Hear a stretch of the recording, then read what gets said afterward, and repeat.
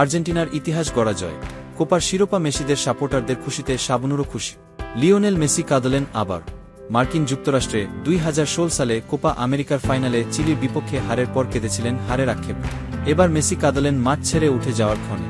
Copa আমেরিকায় নিশ্চিতভাবেই নিজের শেষ ম্যাচ খেলেছেন তিনি। তবে ইনজুরির কারণে নিজের এই ফাইনাল ম্যাচটা শেষ করা হয়নি। 63 মিনিটে চোটের কারণে পড়ে গিয়েছিলেন, আর 64 মিনিটে মাঠই ছাড়তে হলো তাকে।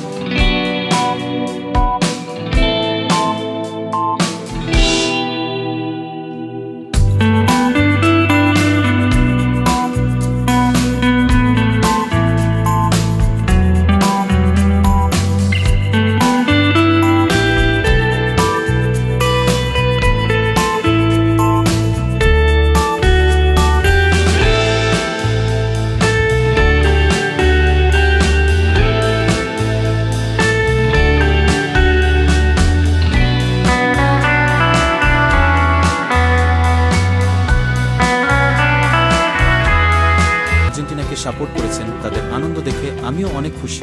আমার বিশ্বাস বাংলাদেশ ফুটবল একদিন ঘুরে দাঁড়াবে। পোস্টের কমেন্ট বক্সে আলমগীর হোসেন নামে এক ভক্ত লিখেছেন, জয় হোক আর্জেন্টিনার আগামী দিনগুলো, সেই সাথে তোমারও জাদু রয়েছে। রেখাতুল ইসলাম লিখেছেন, আগে বাংলাদেশটাকে ঘুরে দাঁড়াতে হবে, তাহলেই সব হবে ইনশাল্লাহ।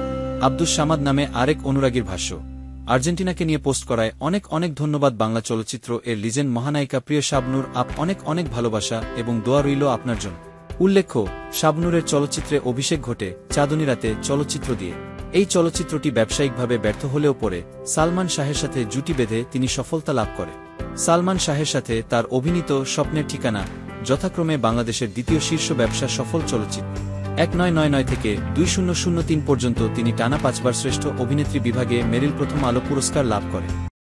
প্রিমিয়ার স্পোর্ট, এগিয়ে চলো বাংলাদেশ। বিশ্বজুড়ে বাংলাদেশকে এগিয়ে নিতে চ্যানেলটি সাবস্ক্রাইব করে সাথে থাকুন।